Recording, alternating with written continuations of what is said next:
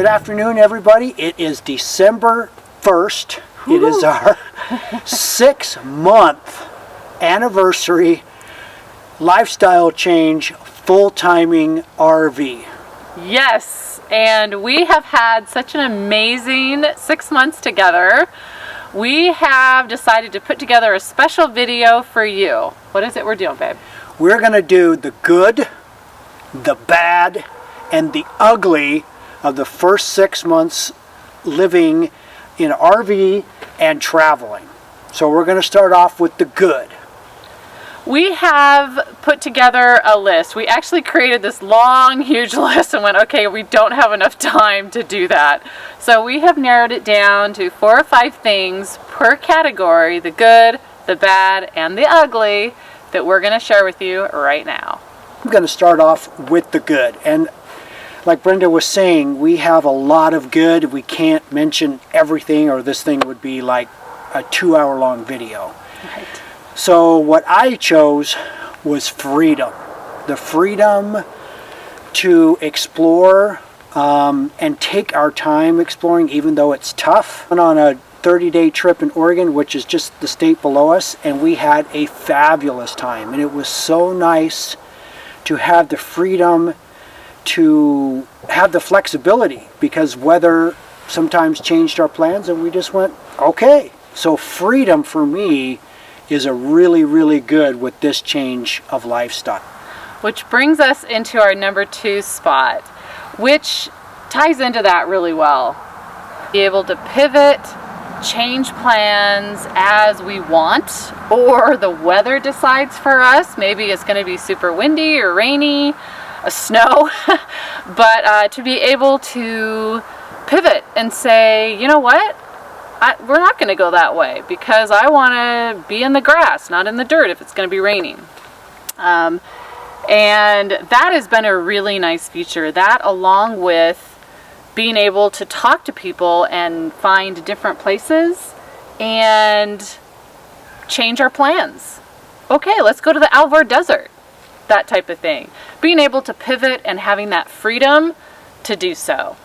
Which ties in really well with our number 3 spot.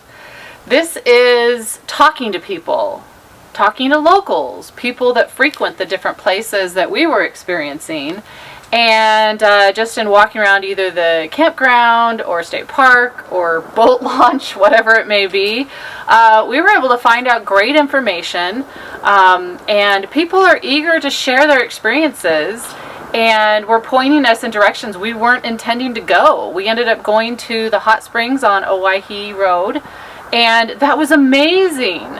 Checked off a box for Rich. We ended up going to the Brownlee Reservoir, which was really great as well, which is where we then met a gentleman at our boat launch. When we were loading our boat, he pulled up and proceeded to strike up a conversation. We learned all about this traveling into Mexico and the Baja and things like that. So great connections, meeting amazing people. And I have to say, it's something that I have found I really enjoy. I didn't when I was working because I was on the phone, I was in front of people all day long every day. So when we would go out, I would cover myself up basically in my campground and not really want to explore and talk to people. I find that I'm really enjoying that now. I think we both are. Yes, and again, back to what I was saying, the versatility. I love being at a camping spot, and we didn't know really where our next camping spot was going to be. And then we've talked to some people, and they go, "Oh, have you heard of this?" And we were like, "No." Guess what? 2 days later, we packed up, went to this place that was suggested to us, and had a fabulous time. Yeah. That's the first time that we've ever had that, again, freedom and to be versatile, to just leave and go and not have a concrete set plan. Yes. Okay, and that leads up to our number 4 slot, or number 4 slot, which is spending more time with family and friends. We don't have that work schedule that we have to commit to every single Monday through Friday anymore.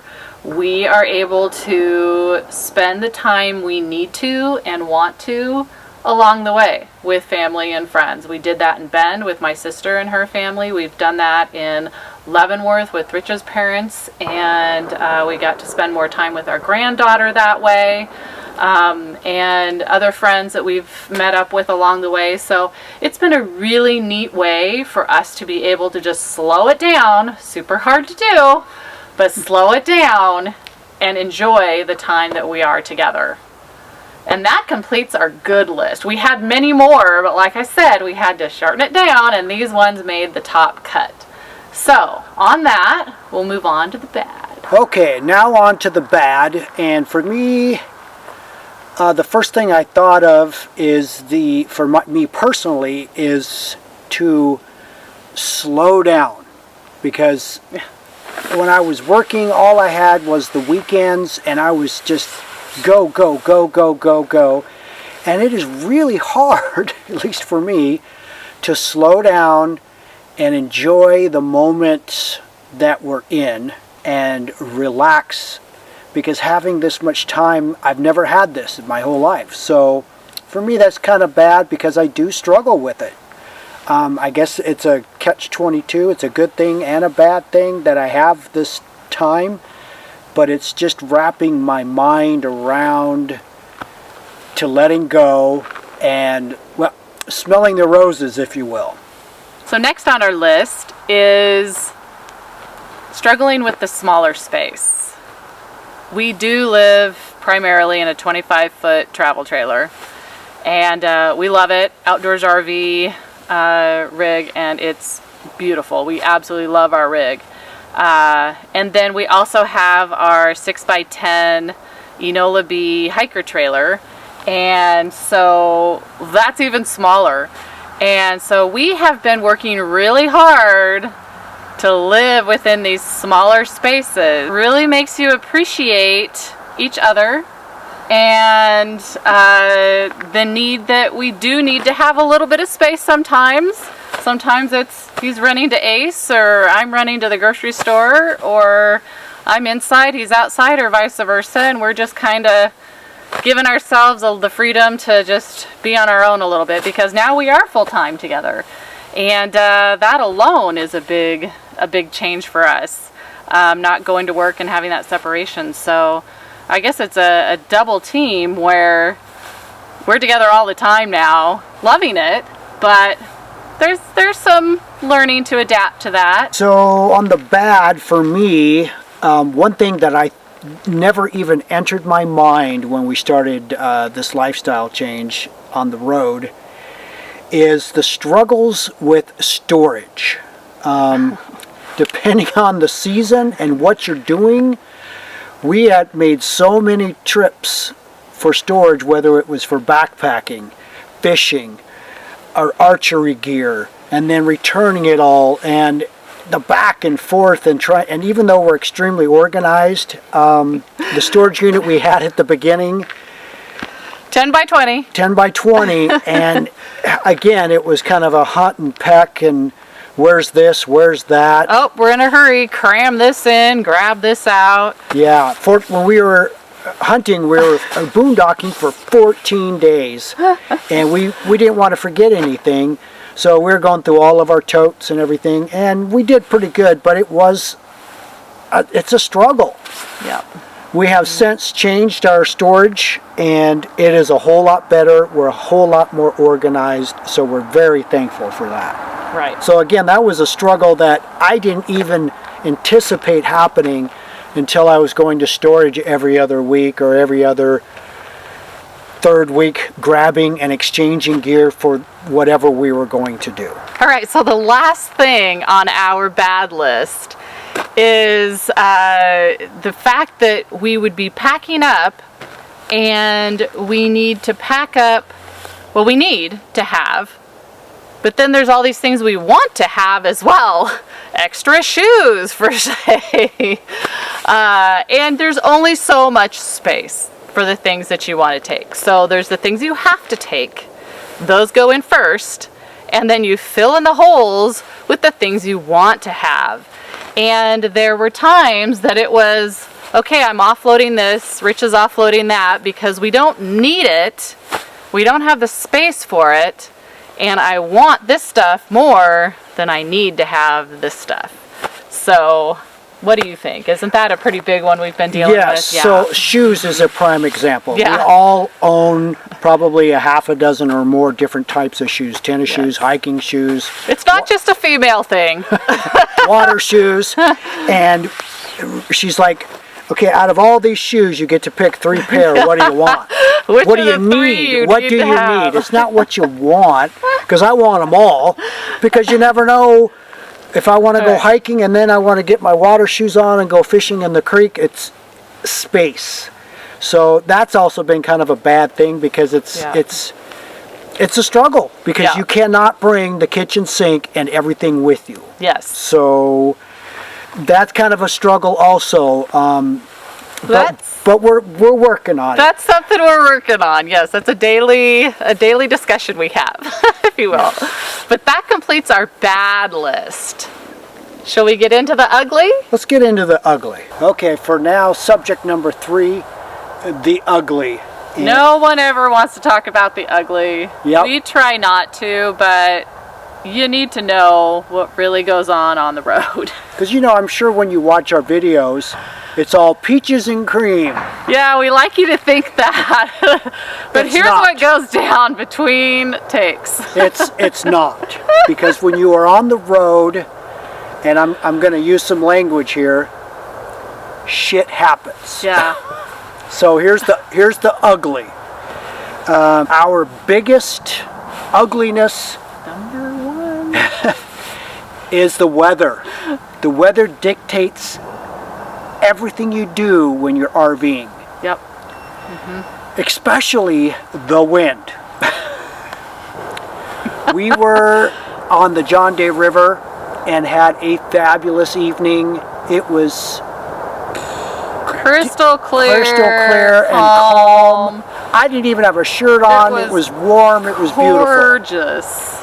Long story short, we went to bed. The wind picked up, and we spent an hour trying to save our camp In our Crocs and jammies with it raining. with it raining. Sideways. We went from 0 wind to, we're guessing, gusts over 50 miles an hour. It was intense. Intense. Super intense. At one point I thought we should be videotaping this, but I couldn't let go of anything. It was actually a pretty serious situation. It was very serious.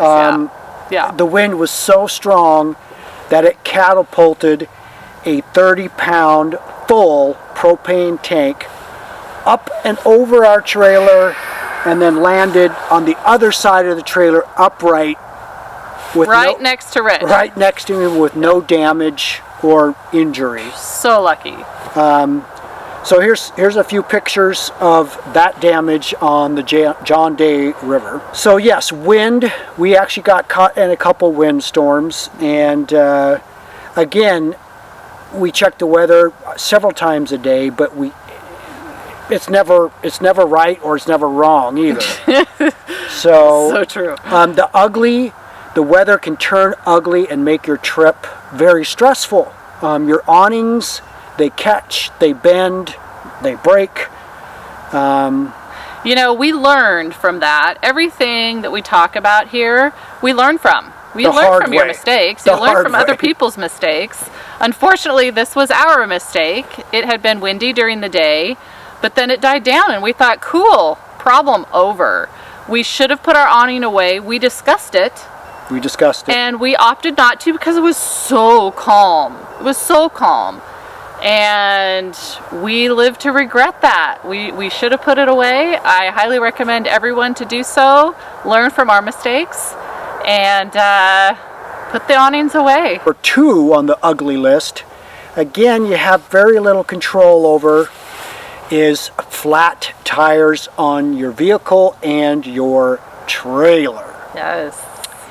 We were in the Painted Hills in Oregon, and we were going to go for a big hike, and my tire pressuring monitor system on the Tundra came on, and I had a pretty decent leak on the passenger side rear tire.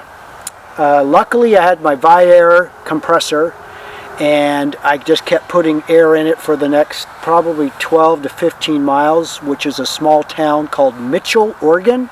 Population of 137, but they actually have a tire repair shop. We were fortunate, yeah. Yeah, so luckily I have a good compressor, I was prepared, and I just kept putting air into it, and it ended up being a great story. Yeah. I had a flat on the Enola B on a very long, extensive, super dusty road. So dusty, when I look in my mirrors, I cannot even see the tires on the trailer because it's so dusty. Something told me to pull over, which I did. I don't know why, but I came out and sure enough, I had a complete flat tire. I had everything to change it. So again, I put the wrench on, I was ready to go. I went to twist off the lug nuts and I couldn't do it. I actually standed, that's a word. Standed. And bounced on the wrench. I couldn't get the lug nuts off. I asked Brendan to help me lift while I'm standing, and it just went, and we got them all off, but it was a struggle. Luckily I had all the right tools. Lowering the spare tire off the trailer was a little bit of a struggle too, because the bolts were rusted on there. But I had the right tools and we were prepared. We also had several people stop along the way. This road, we actually didn't see another soul until we got the flat tire. Yeah. Once we pulled off and we stopped, there were several people that went by and all of them stopped. Can we help you? Do you need help? Fortunately, we were able to say, no, we got it. We just got to do it. Right. So we were very fortunate. So I got a tire pressure monitoring system for both the Enola B and our Outdoors RV. So it will alarm me before the tire goes completely flat and give me a chance to actually pull over and fix it. And speaking of fix it, I also bought a tire repair in case I actually get a nail or a screw, that I can actually fix it and plug it on the side of the road. So the good news is we will never have a tire problem again because we have these things now. Yes. So we will never ever need them, but we have them. If we see you on the road, we'll stop and help you. Absolutely. So that brings us up to the number 3 item on our list, and this occurred while I was driving. And it was really scary. It was really scary for me and for Rich. As a passenger, I can only imagine, but as I was driving along, we had fixed the flat tire on the Enola B. We had stopped in a town. They had fixed it. We were back on the road, and I said, hey babe, I'll drive for a little bit, give him a break. And he's reclined back. We're on Highway 95 heading north, and came up over a crest, down, and on the way down there was a big dip. No signage, no speed control, nothing. And I hit that dip, and it hit so hard it popped the hitch off the ball. And thankfully our safety chains and our emergency brake kicked in, and it was terrifying for me. Rich's pull over. Well, of course I'm trying to pull over, and it's high intensity, super stressful. Was able to find a spot to pull off, a huge pull off spot, like for chaining up in the wintertime. Pulled off and got out, and I'm thinking to myself, okay, don't cry, because it's so it was very, very scary. Very scary. And we get out, and Rich we both go back and we look at it, and Rich's statement is, oh my gosh, we're fine, and things we shouldn't say on camera. But luckily the people traveling behind us actually saw it happen, and they were pulling a long trailer as well, an enclosed utility type trailer. They go by, flash their lights, and I'm thinking, yeah, we know, we're a sight, right? I know. Those men turned around and came back and saved our bacon. They had us, they came up, and we're still assessing the situation, going, we're in the middle of nowhere, no cell service, nothing. And those guys were a pit crew for a boat racing team, and they were on their way home. And so they had several floor jacks. They had us back on the ball, the hitch on the ball, before we could say, what's happening? They were just like, oh, we got this. They took such good care of us, and it was such a stressful situation that I didn't get their names. I don't know. I would love to thank them, but It happened so fast. It was so intense. They had a cargo trailer full of tools. Equipment, yeah. And anything that we needed, pretty much. My biggest thing was, how am I going to get this, even though the tongue weight's probably 200 pounds or so, how am I going to get it off the ground? It was literally on the ground. To my ball. These guys whipped out an entire car floor jack and had me on the ball within 30 seconds. Yeah, amazing. Actually, it took. And here's the deal. Our hitch, we actually have a lock on it, on the Enola B. And so it's a key. You got to put the key in to unlock it. It was still attached and locked. It took me longer to get the key to undo the lock so we can get it back on the ball. Mm-hmm. We have some pictures. We'll show them here. I took a few of them with my phone. I should have taken more, but I was just so freaked out. I'm thankful I got something.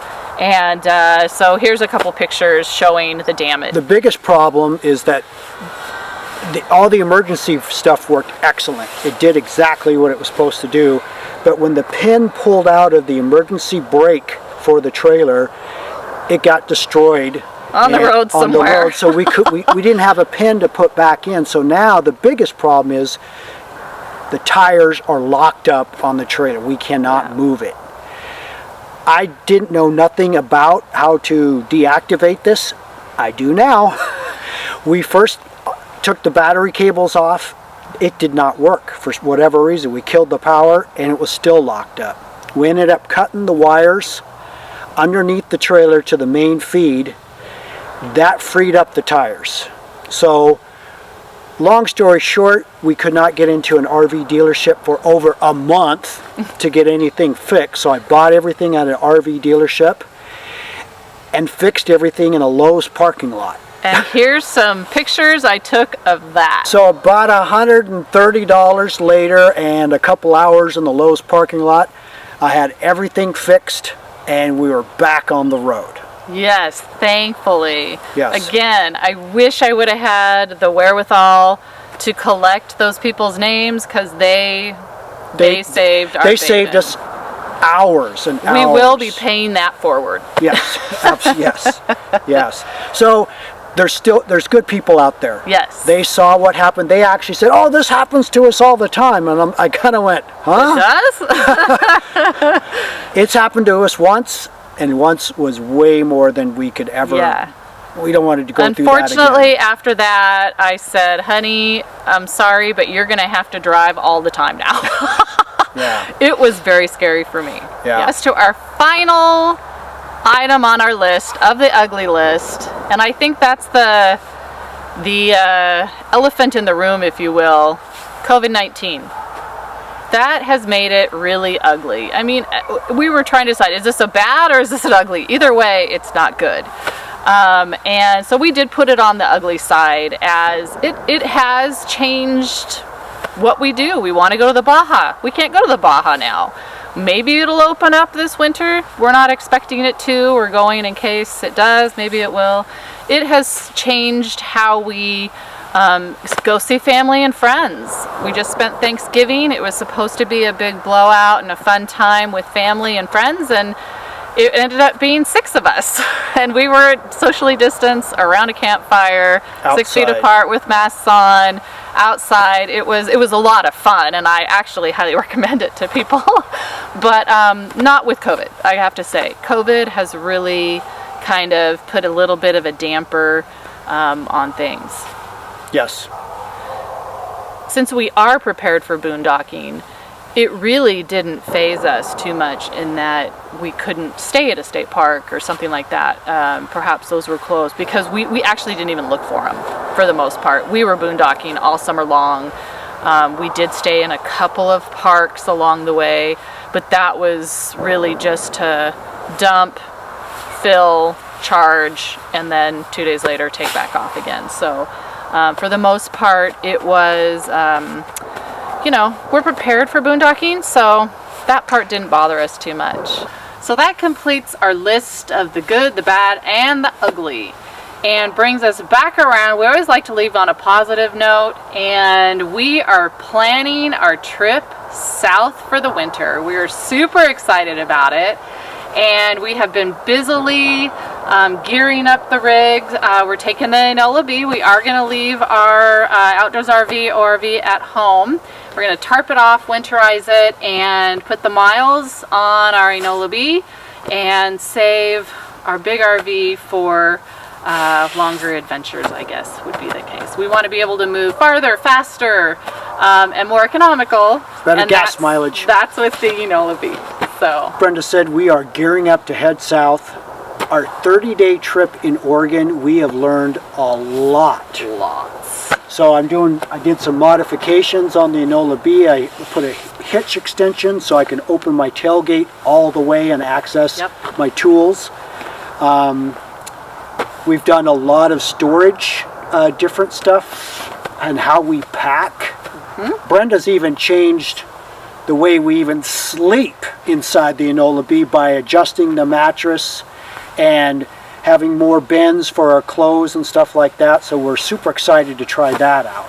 Wait for a video coming soon on that modification. Yep. So hopefully the next time you see us, we'll be in the Redwoods, Bend, Oregon, maybe Death Valley, Joshua Tree.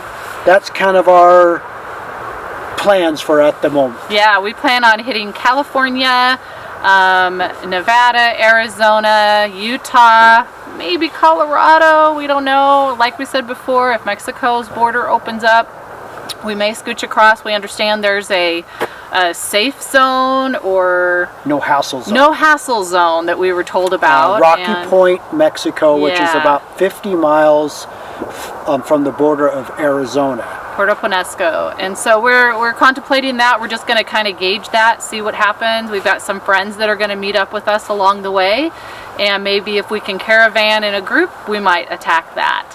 But that we're open. We don't know exactly where we're going, other than those are the states we want to hit, and we are getting pumped for this trip. Thank you for watching. If you like this video, give us a thumbs up, subscribe, ding the button. You'll be notified when we have new videos come out. And we'll see you down the road. Take care.